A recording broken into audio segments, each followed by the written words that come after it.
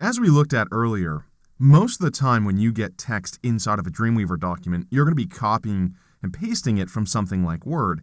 And if the text was in a program like Word, chances are all of the content is formatted and spelled correctly.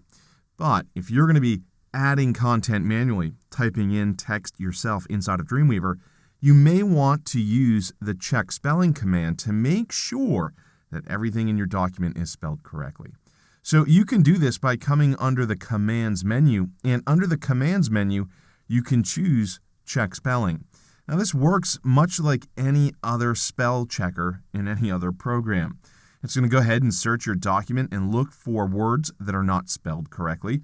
In this case, dope trope is spelled correctly, so what we want to do here is click Ignore, but notice you could also add this to your personal dictionary, so it wouldn't pull this up any longer in any other document that you check spelling for, which may be important when working on a particular site like this. But for our purposes right now, I'll go ahead and click Ignore. Of course, it's going to get to the bottom of the document here because it found that in the footer.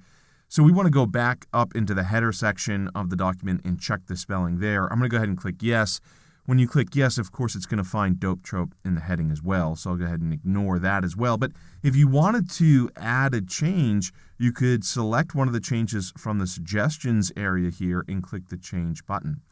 Of course, if you have multiple instances of dope trope, and you know you have multiple instances of it, you could always click Ignore All, and of course, you could also change all to change all instances to match the highlighted suggestion. So the spell checker is fairly straightforward. If you've checked spelling in any other application, you immediately know how to use it here inside of Dreamweaver.